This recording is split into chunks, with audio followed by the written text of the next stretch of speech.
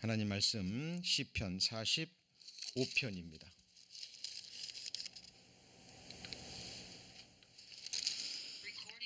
시편 45편 1절부터 제가 봉독하겠습니다.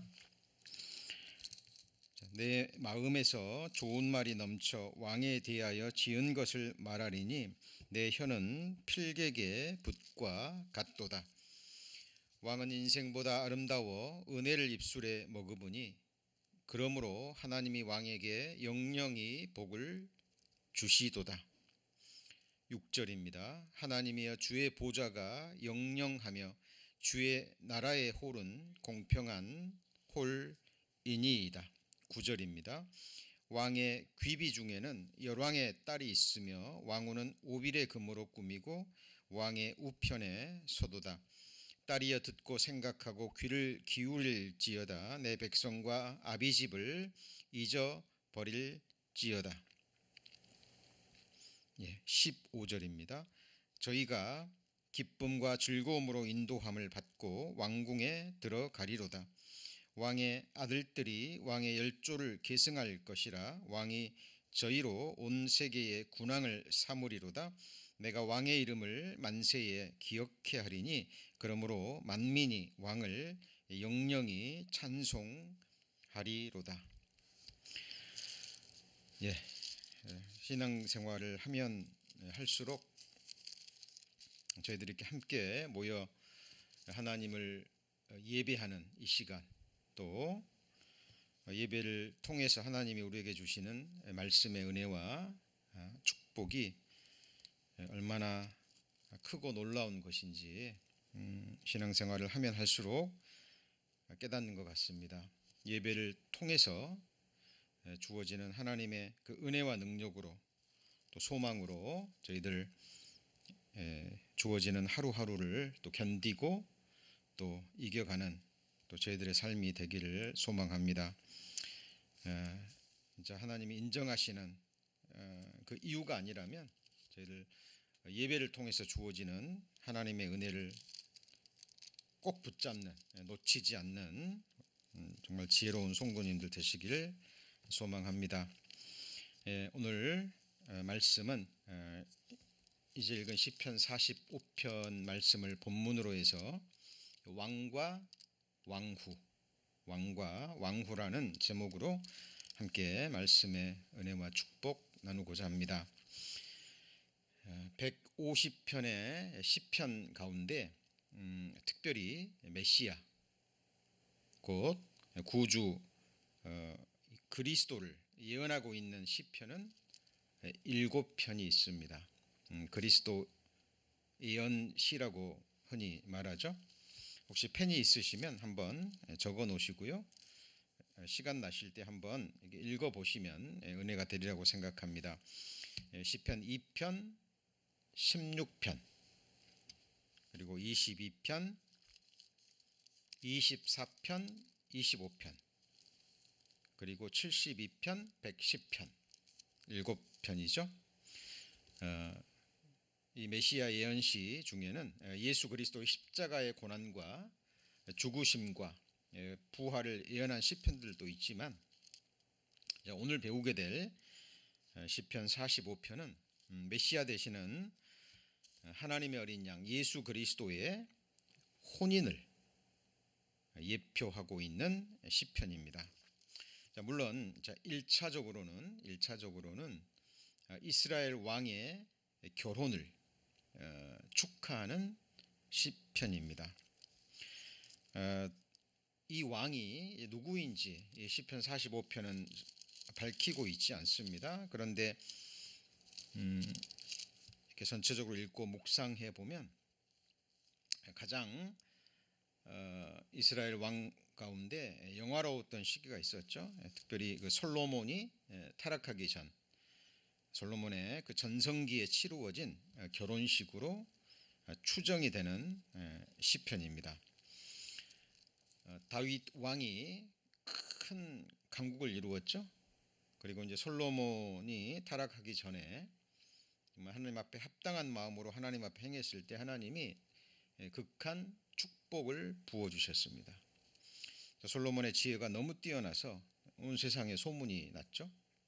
또 워낙 강성하고 또 권세가 있었기 때문에 주변의 열왕들이 자신의 이익과 또 이해관계를 위해서 솔로몬에게 자신의 딸들을 아내로 주었죠.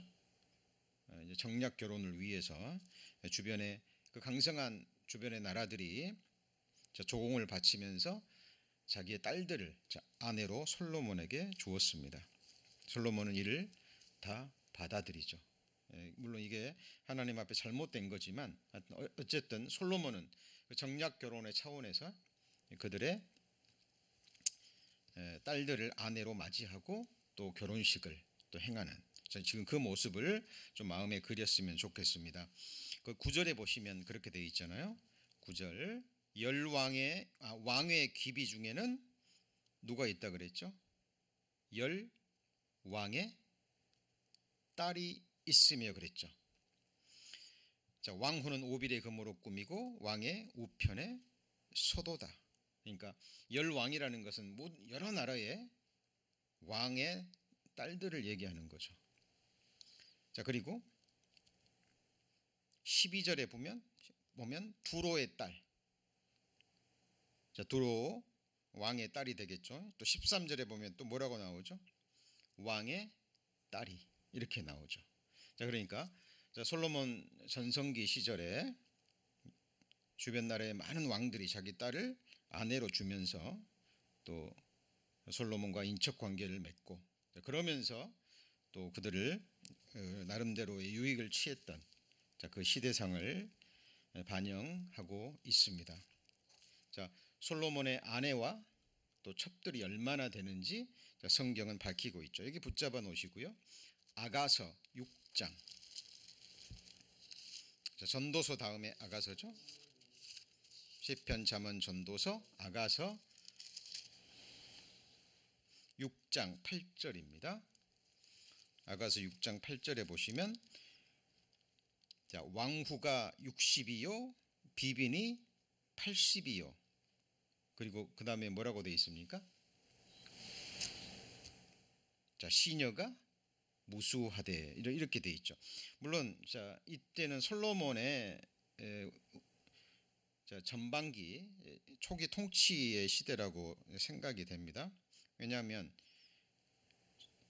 지금 아내와 숫자가 그렇게 많지 않죠, 그렇죠?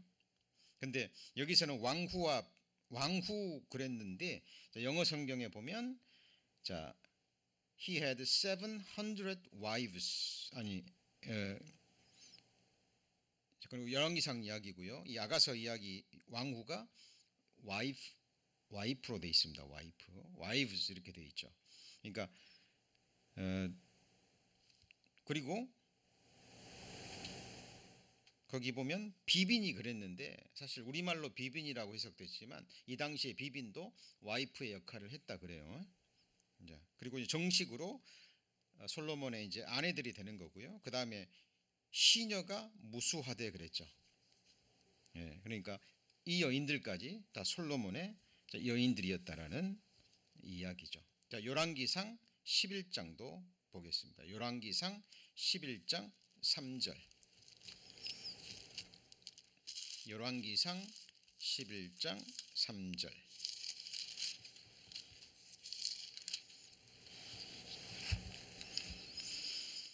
열왕기상 11장 3절 532페이지 보시면 자, 왕은 후비가 700인이요 빈장이 300인이라 왕비들이 왕의 마음을 돌이켰더라.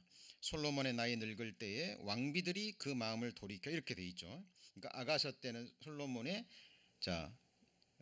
왕권 초기나 전반기 정도 되겠고 자, 이때는 이제 솔로몬 왕의 통치 후반기가 되겠습니다. 왕은 후비가 700인이요 그랬는데 700 wives 이렇게 돼 있습니다. 그죠? 그러니까 아내만 몇 명이에요? 700명이죠. 700명. 그죠? 자, 그리고 후궁이 300명. 그 외에도 아까 시녀들이 무수히 많다 그랬죠. 그러니까 솔로몬은 사람이 이 땅에서 누릴 수 있는 권세와 영광과 부귀와 이 세상 육신의 모든 즐거움, 모든 것을 누려봤던 사람입니다. 하나님이 시험적으로 솔로몬에게 불어 허락하신 거죠. 그리고 그 소감을 기록한 게 전도서입니다마는, 그러나 성경은 솔로몬의 인생 말년에 그렇게 지혜롭고 또 많은 잠언과 또 그 아름다운 말씀들을 성령의 감동하심으로 기록했던 솔로몬마저도, 그죠? 마지막에 이 아름다운 그 여인들의 그 꿰매 넘어가서 그들이 섬기던 우상을 섬기고 그런 모습으로 자기 생애를 마감한 이야기를 우리는 잘 알고 있습니다. 자, 하여튼 이 시편 45편은 지금 솔로몬이 그 큰 권세 가운데 주변 나라의 딸들을 아내로 맞이하면서 결혼식을 하는 그 장면을 생각하시면 되겠습니다. 시편 45편 다시 넘어갑니다. 시편 45편 1절 보실까요?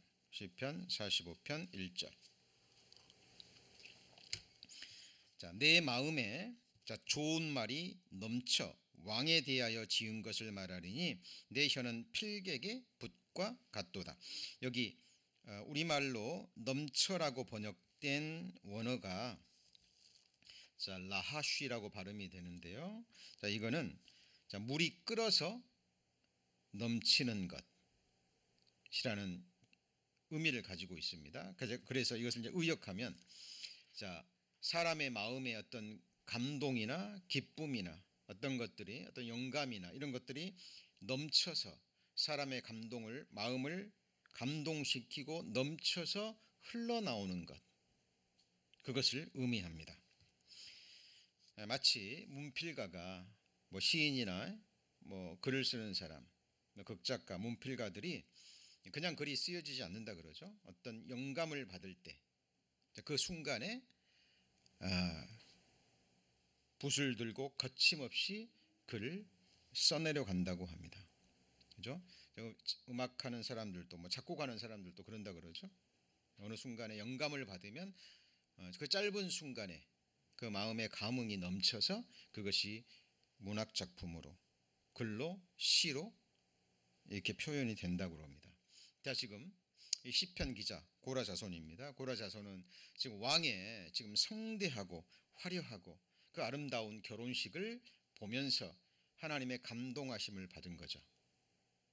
자, 그리고 이 시편 기자는 이 솔로몬의 결혼식을 통해서 시간을 초월해서 수천 년의 시간을 뛰어넘어서 메시아 되시는 예수 그리스도의 영화로운 혼인식을 지금 믿음과 소망의 눈으로 바라보면서 성령의 감동하심을 받고 이 시편을 기록하고 있습니다.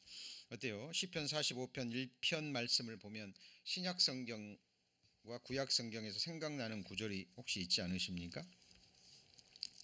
특히 내 마음에서 좋은 말이 넘쳐 왕에게 대하여 지은 것을 말하느니 내 혀는 필객의 붓과 같도다.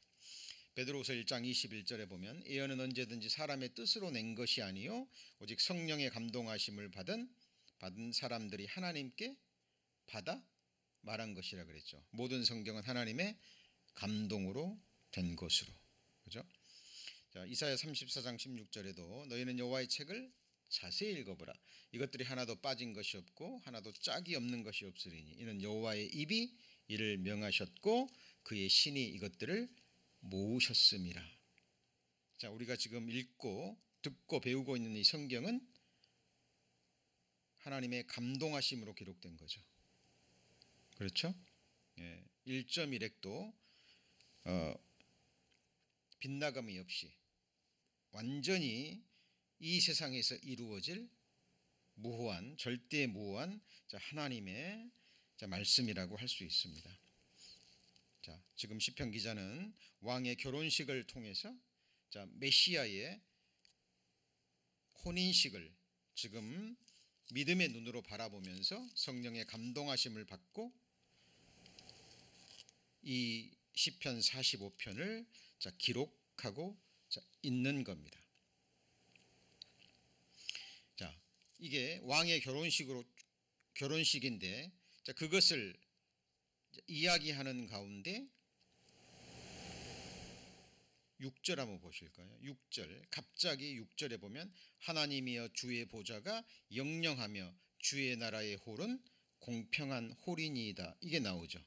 어떻게 보면 뜬금없는 표현입니다. 지금 왕의 결혼식인데, 결국 1차적으로는 왕의 결혼식이지만 궁극적으로는 메시아의 결혼을 지금 향하고 있는 것입니다. 1절은 도입부라고 할 수 있고요. 2절부터 8절까지는 왕의 위엄과 영광에 대한 찬양입니다. 그리고 9절에서 15절까지는 왕과 결혼하는 신부의 아름다움을 칭송하며 축복하는 내용이죠. 그리고 16절, 17절은 이 시편이 마무리되는 내용인데, 되는 내용도 보면 왕의 아들들이 왕의 열조를 계승할 것이라 왕이 저희로 온 세계의 군왕을 삼으리로다. 내가 왕의 이름을 만세에 기억해 하리니 그러므로 만민이 왕을 어떻게 찬송해요? 영영이 찬송하리로다. 자, 이스라엘의 왕입니다. 근데 시편 기자는 뭐로 마무리하고 있죠? 온 세상 만민이 왕을 어떻게 해요? 영원히 찬양하리다. 누구를 가리킬까요? 이 왕은 궁극적으로 예수 그리스도입니다. 6절에 주의 보좌가 영영하며 주의 나라의 홀은 공평한 홀이니이다. 그러니까 만왕의 왕 되시는 예수 그리스도의 영광스러운 혼인식을 사실 가리키고 있는 거예요. 왜 이것이 이렇게 되는지 후반부에 그 말씀을 찾아보기로 하고요. 우리 로마서 여기 붙잡아 놓으시고 로마서 1장 20절을 보시겠습니다.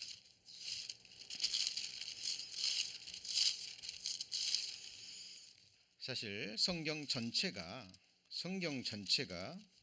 증거하는 것은 사람이 되신 참 하나님 예수 그리스도죠.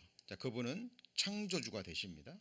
그리고 예수 그리스도께서 창조하신 만물 속에 하나님의 능력과 신성과 뜻, 메시지가 담겨져 있는 거죠. 로마서 1장 20절 보시면 창세로부터 그의 보이지 아니하는 것들 곧 그의 영원하신 능력과 신성이 같이 읽어볼까요?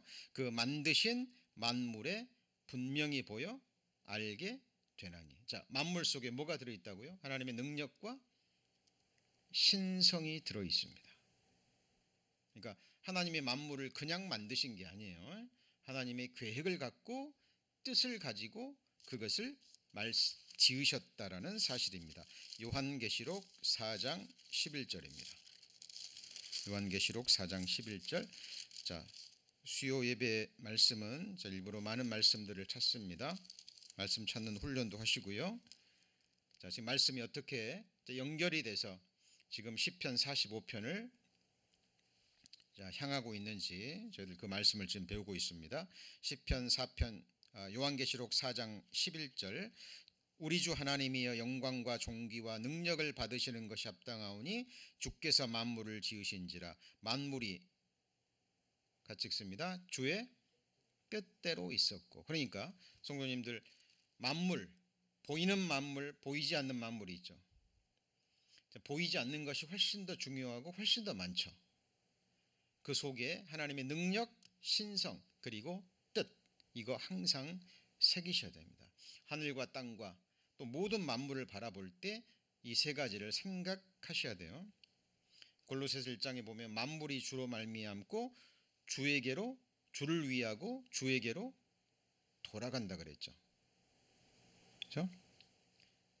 예수님은 만물의 모든 것이 되십니다. 근원이 되시고 또 목적이 되시는 거예요. 제가 이 말씀을 설명드리냐면, 지금 하나님이 만드신 만물 가운데 뭐가 들어있다고요?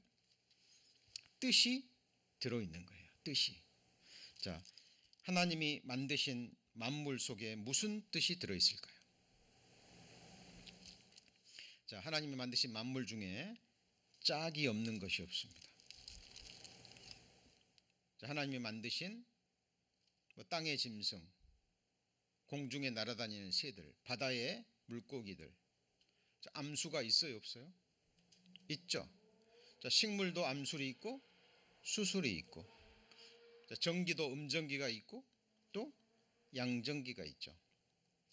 동양학에서는 음향오행설 들어보셨죠? 그죠? 우주나 인간의 모든 현상이 음과 양의 그 쌍으로 나타난다는 거죠. 그리고 5가지 원소, 금, 수, 나무죠. 화, 불, 토, 흙. 이 5가지 원소로 이루어져서 음양의 원리에 따라서 우주의 만물이 생성되고 소멸된다는 그건데, 그게 맞는 건 아니죠. 그러나 유의해야 될 것은 음양입니다.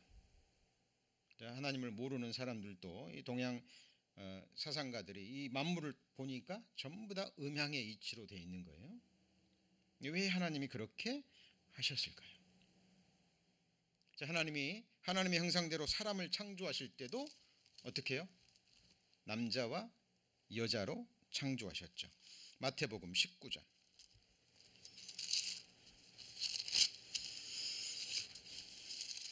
마태복음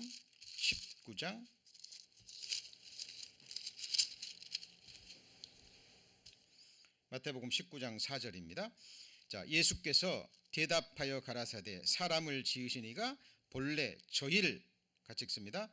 남자와 여자로 만드시고 말씀하시기를 이러므로 사람이 그 부모를 떠나서 아내에게 합하여 그 둘이 한 몸이 될지니라 하신 것을 읽지 못하였느냐? 이러한즉 이제 둘이 아니요 한 몸이니 그러므로 하나님이 짝지어 주신 것을 사람이 나누지 못할지니라. 하나님이 첫사람 아담을 하나님의 형상대로 만드셨죠. 그리고 아담을 잠들게 하셨습니다. 그리고 옆구리에서 갈비뼈 하나를 꺼내서 그 갈비뼈로 누구를 만드셨어요? 하와를 만드셨죠. 이거는 설화가 아닙니다. 어떤 비유도 아니에요. 실제 사실입니다. 아담이 하와를 보고 내 살 중에 살이요 뼈 중에 뼈요. 그죠? 하나님이 아담을 위해서 사랑의 짝으로 하와를 만들어 주신 거예요. 예수 아담을 첫 아담이라고 얘기하죠, 성경은. 그리고 예수 그리스도를 누구라고 얘기해요? 마지막 아담이라고 얘기합니다. 아담이 잠들어서 옆구리에 갈비뼈로 하와를 하나님 만드신 것은 예수 그리스도가 십자가의 죽음을 통해서 옆구리에 창이 찔리시고 피를 흘리셔서 사신 예수 그리스도의 사랑의 짝이 있죠. 누굴까요? 바로 몸된 교회입니다. 잘 생각하셔야 돼요. 예수님이 일부러 지금 말씀하시는 거잖아요.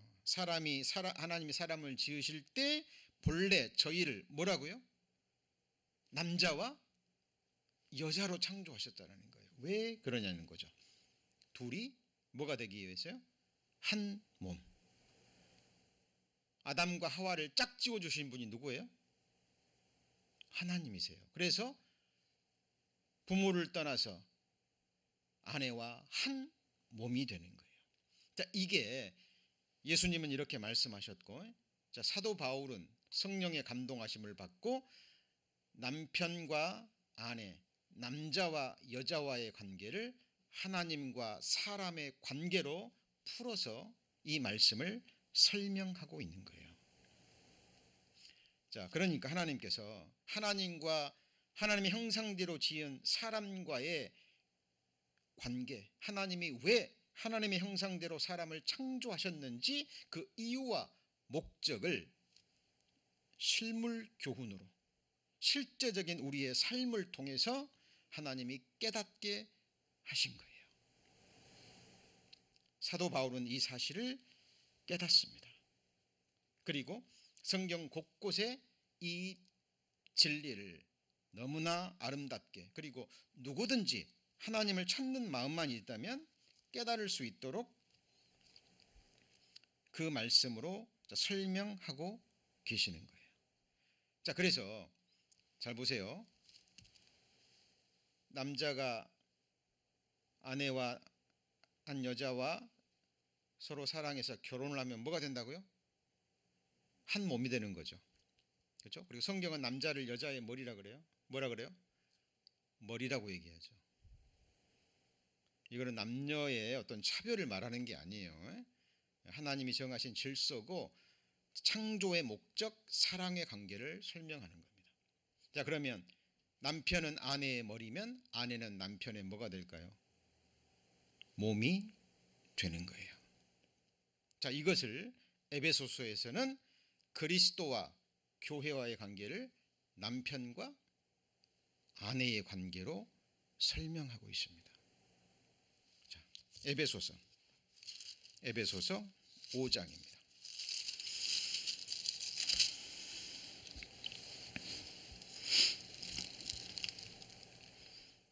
에베소서 5장 자 22절입니다. 22절. 자, 아내들이여 자기 남편에게 복종하기를 주께 하듯 하라. 이는 남편이 아내의 뭐가 됩니까? 머리됨이 그리스도께서 교회의 머리됨과 같음이니 그가 친히 몸의 구주시니라. 자, 그러니까 남편과 아내의 관계를 하나님은 지금 예수 그리스도와 교회와 관계로 설명하고 있죠. 여러분, 머리 없는 몸 보셨어요? 여러분, 몸이 머리 없이 살 수 있나요? 여러분의 몸이 이 머리 없이 존재할 수 있냐고요? 아니죠. 그러면 머리가 몸 없이 머리의 뜻을 이룰 수 없죠. 자, 머리와 몸과의 관계를 지금 설명하고 있는 겁니다. 그만큼 친밀하고 한 몸이라는 거죠. 몸에게 있어서 머리는 곧 생명과도 같은 겁니다. 지금 성령의 감동하심으로 사도 바울은 그리스도와 교회의 관계를 남편과 아내의 관계로 설명하고 있는 겁니다. 이걸 신비라고 비밀이라고 얘기하죠. 32절에 보면 이 비밀이 크도다. 내가 그리스도와 교회에 대해서 말하노라 그랬죠. 그렇죠? 이제 남편과 아내를 관계를. 그래서 구약 시대 구약 선지자들에게는 교회가 비밀입니다. 구약 선지자들에게는 교회를 계시해 주지 않았어요. 오직 사도 바울을 통해서 신약 시대를 통해서 이 교회가 계시가 됩니다. 자, 그래서 예수 그리스도와 교회와의 관계, 하나님과 사람과의 관계를 지금 하나님은 뭐로 설명하는 거예요? 남자와 여자 서로 자유의지로 서로를 선택해서 서로의 자유의지로 혼인식에 참가해서 둘이 한 몸이 되는 것. 자, 이것을 지금 성경은 우리에게 말씀하고 있는 겁니다. 자, 이것이 그냥 해석이 아니에요. 그냥 해석이 아니라 성경이 이것을 밝히 증거하고 있습니다. 그에 관련된 말씀들을 찾아볼까요? 고린도전서 11장 7절입니다. 고린도전서 11장 7절.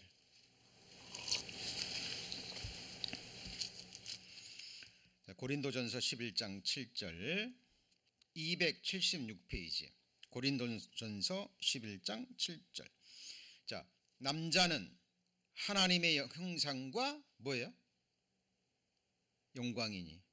그러니까 하나님이 조금 전에 찾아봤잖아요. 예수님이 하나님이 사람을 창조하시되 어떻게 해요? 남자와 여자로 뜻이 있다라는 거예요. 메시지가 있다라는 거예요. 남자는 누구의 형상이에요? 하나님의 형상과 영광이니. 뭐 여기에 해석이 필요합니까? 그 다음에 그 머리에 마땅히 쓰지 않거니. 여자는 남자의 뭐예요? 여자는 남자의 뭐예요? 영광인 거예요. 그러니까 남자는 하나님의 형상이라면 여자는 누구의 모형이에요? 사람의 모형이죠. 그죠? 자, 남자가 수많은 여인이 있지만 한 여인을 선택해서 사랑을 고백하고 프로포즈합니다. 그러면 그 여자는 수많은 남자들이 있지만 그 남자의 사랑을 받아들이고 그 남자를 선택하죠. 그래야만 뭐가 이루어져요?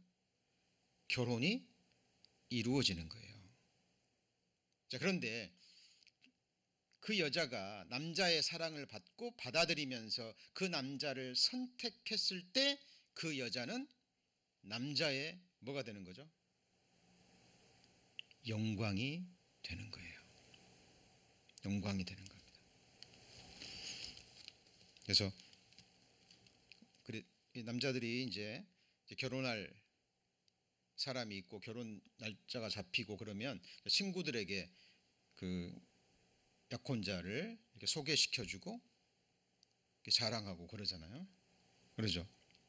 영광이 되는 겁니다. 자, 그래서 사람이 하나님의 사랑을 알고 하나님의 그 사랑의 프로포즈를 하나님의 부르심을 받아들이고 하나님의 부르심에 응답할 때 하나님께는 뭐가 된다고요? 영광이 되는 거예요. 그러니까 한 사람이 구원받고 예수 그리스도를 자신의 왕으로, 자기의 남편으로, 자기의 주로, 영원히 섬길 자로 온 마음으로 선택할 때 하나님께 뭐가 돼요? 영광이 되는 거예요. 그러니까 하나님이 사람을 창조하신 궁극적인 목적이 뭘까요? 하나님의 영광을 위해서예요. 그래서 그리스도인들에게 성경은 말하잖아요. 너희가 먹든지 마시든지 무엇을 하든지 뭘 위해서요? 하나님의 영광을 위해서 하는 거예요. 창조의 목적이 그렇기 때문에 그렇습니다. 자, 이 한 구절이 아니에요. 성경은 계속해서 하나님과 사람의 관계, 그리스도와 그리스도인과의 관계, 그리스도께서 피로 사신 교회와의 관계를 이렇게 남자와 여자로, 남편과 아내로, 신랑과 신부로 계속해서 말씀하고 있어요. 왜 그럴까요? 중요하기 때문에. 그리고 이것이 진리이기 때문에 그렇습니다. 고린도 후서 11장 2절입니다. 고린도 후서 11장 2절.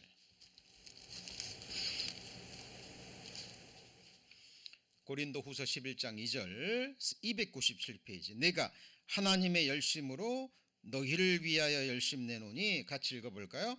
내가 너희를 정결한 처녀로 한 남편인 그리스도께 드리려고 뭐합니까?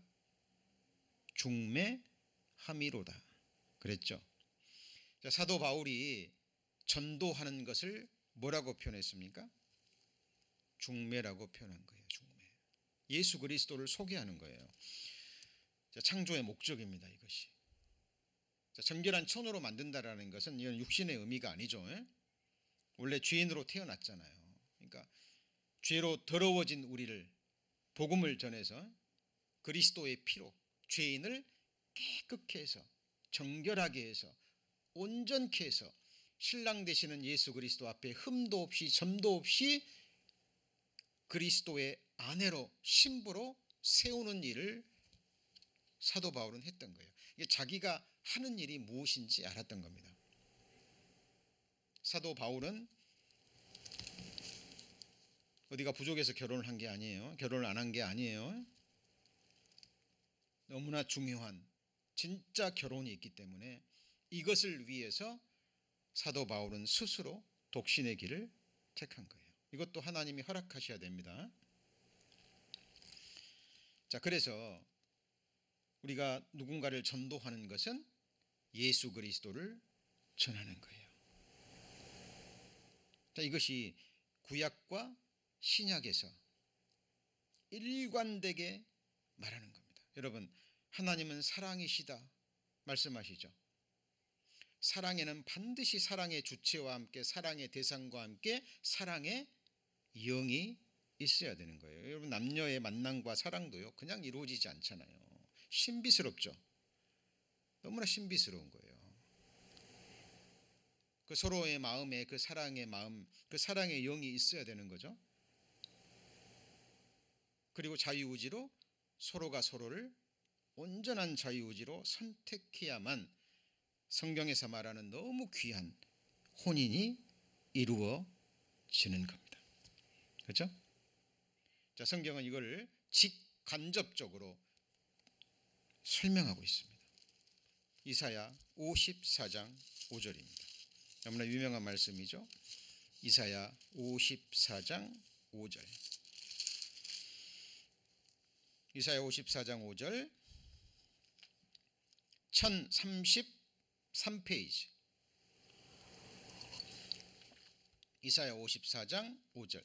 이는 너를 지으신 자는 누구예요? 너의 남편이시라.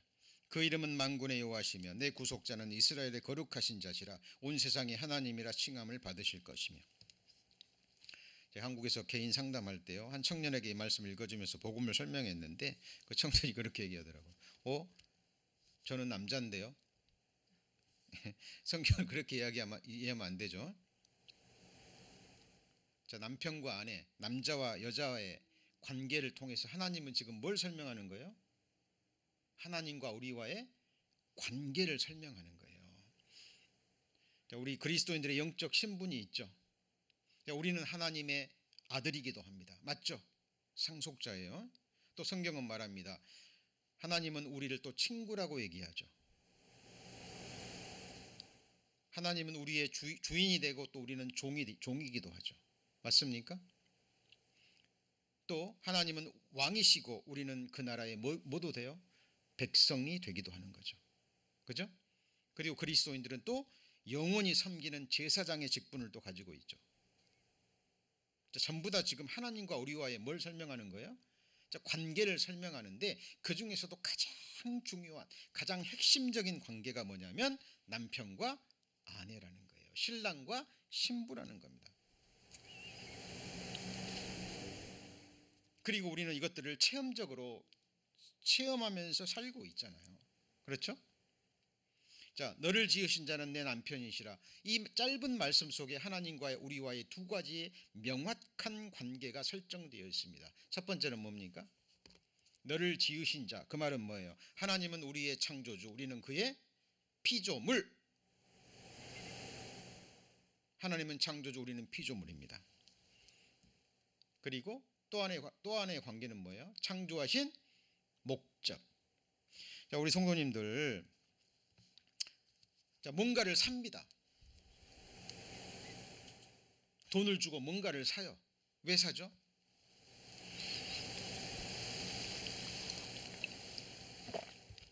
필요하니까. 쓸 데가 있으니까. 우리 성도님들, 이 두 손을 가지고 어떤 재료를 가지고 뭔가를 만드시잖아요. 왜 만들죠? 필요하니까. 용도가 있으니까. 나를 위해서 만듭니다. 나를 위해 사고 나를 위해 만듭니다. 자, 값 주고 산다면 정말 비싼 값을 주고 사요. 왜요? 아깝지 않기 때문에. 자, 성경은 말합니다. 하나님이 우리 성도님들을 창조하실 때, 우리 한 사람 한 사람을 창조하실 때 누구 형상대로 창조했어요? 하나님의 형상대로. 만물 중에 하나님의 형상대로 창조한 존재는 오직 사람밖에 없습니다. 그리고 나머지 모든 만물은 사람을 위해서 만들었어요. 여러분, 요즘 뭐 자연을 사랑한다, 동물을 사랑하자, 이런 캠페인 많이 벌이고 합니다. 근데 이해는 가요. 하나님을 모르고 성경을 모르니까 이제 이해는 갑니다. 그러나 사랑이란 말, 성경에서 사랑이라는 말과 세상에서 말하는 사랑은 완전히 다른 거예요. 아가서에 한번 같이 해볼까요? 사랑은 죽음보다 강하고,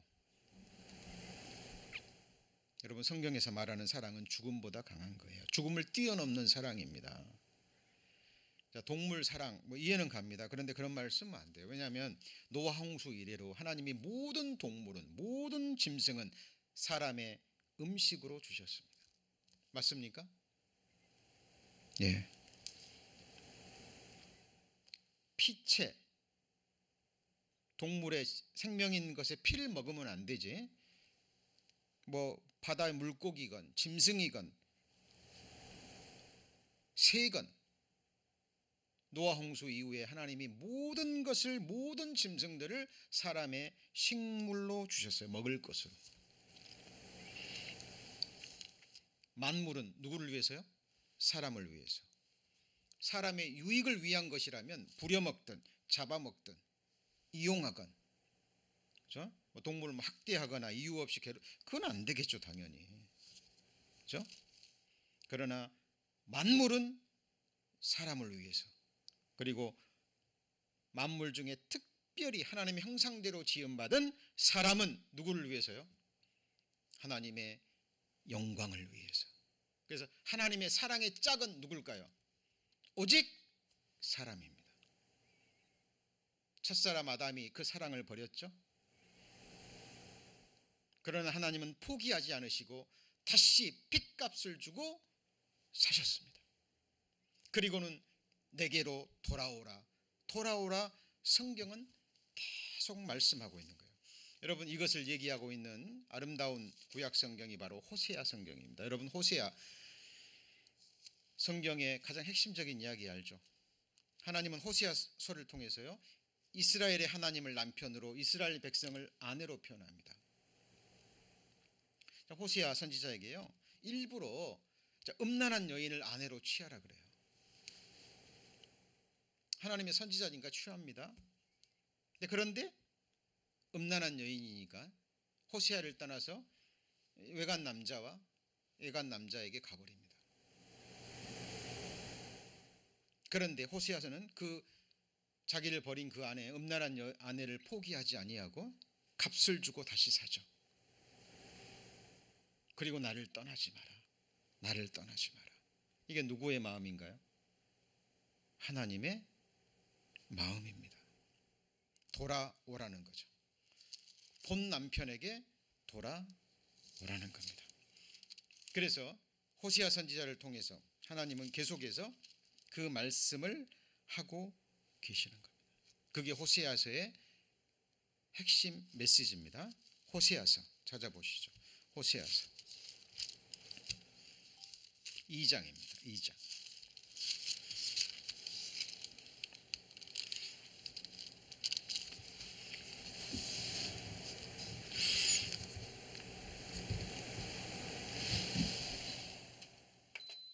호세아서 2장 6절입니다. 1258절. 그러므로 내가 가시로 그 길을 막으며 담을 쌓아 저로 그 길을 찾지 못하게 하리니 저가 그 연애하는 자를 따라갈지라도 미치지 못하며 저희를 찾을지라도 만나지 못할 것이라. 그제야 저가 이르기를 내가 같이 읽습니다.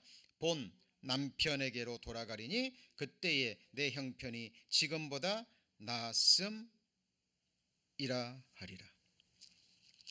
여기서 본 남편은 누굴까요? 하나님이죠. 1차적으로는 호세아고, 그러죠. 그래서 우상 숭배하는 것은 곧 영적 간음이죠. 그래서 호세아서에서 강조하는 것은 믿음의 정조를 얘기하잖아요. 하나님을 향한 믿음의 정조를 지키지 않으면 사생자를 낳죠. 자, 성경의 이야기는 어떻게 보면 너무 명백하고 단순하고 심플합니다. 자, 사람들이 매일 행하는 것, 매일 반복하는 것, 평생을 통해서 보았던, 삶으로 체험한 것들을 통해서 하나님은 진리의 말씀을 우리에게 전하고 계시는 거예요. 호세아서 2장 19절 20절 하나님의 프로포즈입니다. 우리 성도님들, 하나님의 프로포즈를 받으시면 대답하셔야죠. 여러분, 사람도 마찬가지입니다. 남자가 여자의 사랑을 고백하고 프로포즈를 한다면 반드시 그 여자가 해야 되는 게 뭐죠?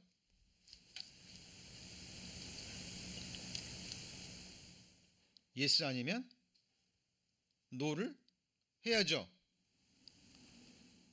최소한의 예의입니다. 싫으면 노라고 정확하게 의사 표현을 해야 되는 거예요. 자, 호세아서 2장 19절 하나님의 프로포즈입니다. 내가 내게 장가들어 영원히 살되 의와 공변됨과 은총과 긍휼히 여김으로 내게 장가들며 진실함으로 내게 장가들리니 내가 여호와를 알리라. 여호와께서 가라사대 그날에 내가 응하리라. 나는 하늘에 응하고 하늘은 땅에 응하고. 하늘에서 이루어진 뜻이 어디서 이루어져요? 땅에서도 이루어지죠. 하늘과 땅이 하나가 되는 것, 남자와 여자가 서로 하나가 되는 것처럼 하나님이 우리가 그리스도 안에서 서로 뭐가 됩니까? 하나가 되죠. 그래서 한 몸을 이루잖아요. 여러분 지금 주님 피로 사신 에브리원 처치 머리가 누군가요? 예수 그리스도예요. 우리는 그 몸의 지체들이에요. 우리의 생명은 누군가요? 예수 그리스도예요. 몸은 교회의 머리 되시는 예수 그리스도의 뜻을 위해서만 움직여야 되는 거예요. 머리가 어떤 사람이 되거나 목회자가 되거나 어떤 힘 있는 사람이 되거나 어떤 교단이 되거나 사람의 뜻이 돼서는 안 되는 거예요. 이건 교회의 생명과도 같습니다. 우리 성도님들 모든 일꾼들을 포함해서 모든 지체들이 이것만큼은 저희들이 생명처럼 붙들어야 되는 이야기예요. 자, 하나님이 지금 내게 장가든다고 얘기합니다. 영원히 살고 싶다고 얘기하시죠. 자, 얼마나 장가들고 싶었으면 계속 반복하시죠. 이것이 하나님의 마음입니다. 이게 하나님의 프로포즈예요. 하나님이 만물을 전부 다 짝으로 만드시고 사람도 남자와 여자로 만드시고. 자, 그래서 여러분 천국 가면 남자 여자가 있어요, 없어요? 천국 가면 장가가는 게 있어요, 없어요? 없어요. 에?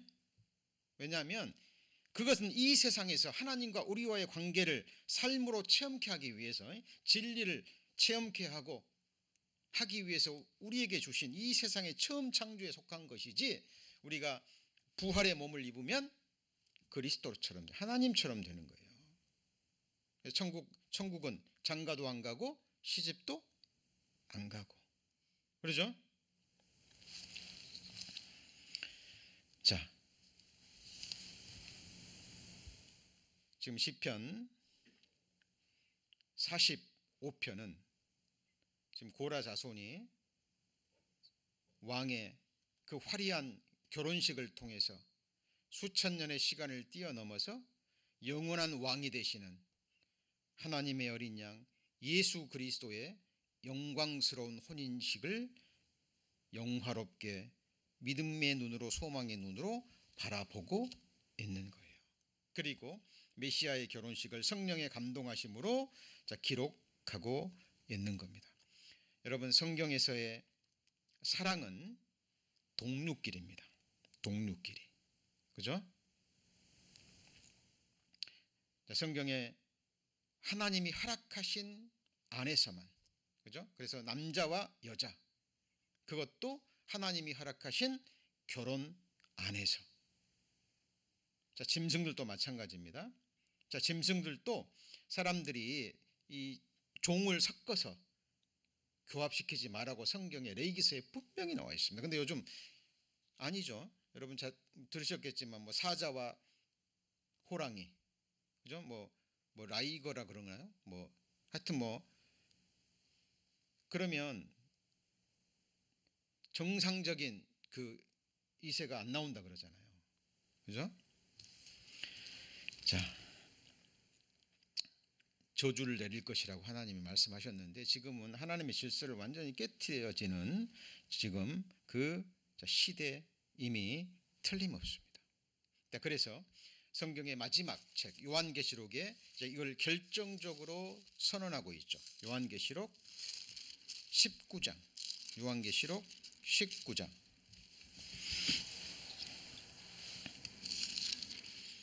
7절입니다. 요한계시록 19장 7절. 자, 우리가 즐거워하고 크게 기뻐하여 그에게 영광을 돌리세. 같이 읽습니다. 어린 양의 혼인 기약이 이르렀고 누가 예비되었어요? 그 아내가 예비되었으니 그에게 허락하사 빛나고 깨끗한 세마포를 입게 하셨은즉 이 세마포는 성도들의 옳은 행실이로다. 정확하죠. 우리가 기뻐하고 즐거워야 될 것은 어린 양의 혼인 기약이 이른 거. 어린 양의 혼인이 있는 거죠. 그죠? 그 아내가 예비됐다고 얘기합니다. 근데 왜 어린 양이라고 얘기할까요? 예수 그리스도는 우리의 희생 제물이면서 또 우리의 신랑이 되시죠. 그렇죠? 만왕의 왕이 되십니다. 그리고 우리는 그의 신부, 그의 아내가 되는 겁니다. 자, 너무나 놀라운 사실입니다. 요한계시록 21장 9절 또 나오죠. 이 부분이 요한계시록 21장 9절입니다. 요한계시록 21장 9절. 자, 7 대접을 가지고 마지막 7 지향을 담은 7 천사 중에 하나가 나와서 내게 말하여 가로되 이리 오라. 내가 같이 읽습니다. 신부 곧 어린 양의 아내를 내게 보이리라. 어린 양의 아내가 누구죠? 교회입니다. 교회입니다. 그래서 자, 세례 요한은 침례 요한은 요한복음에서 자기를 신랑의 친구라고 얘기하죠. 자기의 기쁨을 뭐라고 얘기해요? 자기 친구가 아내를 맞이하면서 기뻐할 때 친구도 기뻐하잖아요. 친구의 기쁨이죠. 그죠? 요한계시록에 보면 혼인잔치에 청함을 받은 자가 나오죠. 우리는 신부입니다. 우리는 그리스도의 신부지 청함을 받은 자가 아니에요. 구약시대 성도들 그리고 환란시대 성도들은 청함을 받은 자고 우리는 그리스도의 뭐예요? 신부입니다. 신부. 그죠? 자, 이것이 성경에서 우리에게 지금 말씀하고 계시는 겁니다. 자, 그래서 시편 45편 자, 마무리합니다. 자, 지금 고라 자손이요. 지금 솔로몬 왕으로 추정되는 그 왕의 결혼식. 그죠?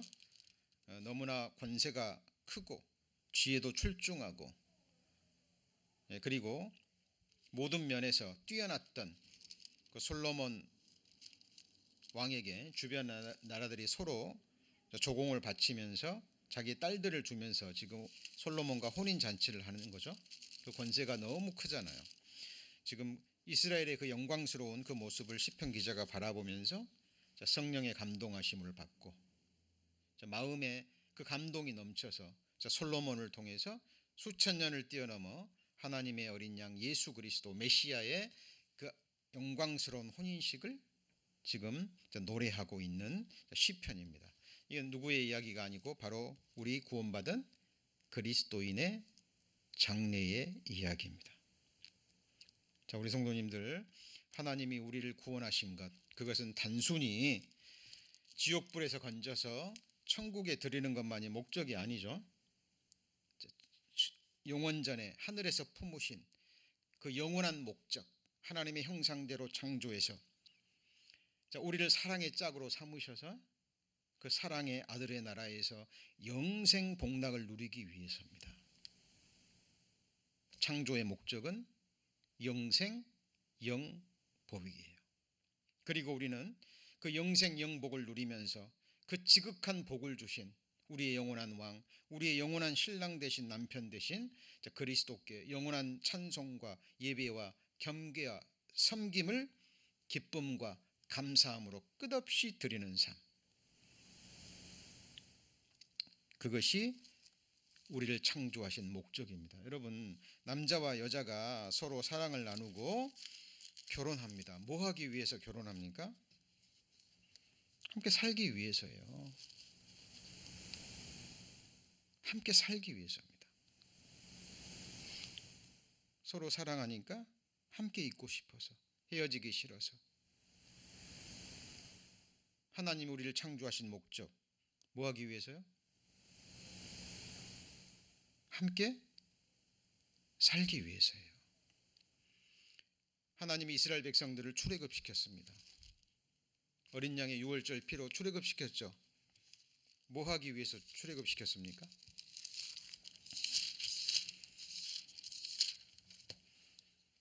오늘 마지막 말씀 출애굽기 29장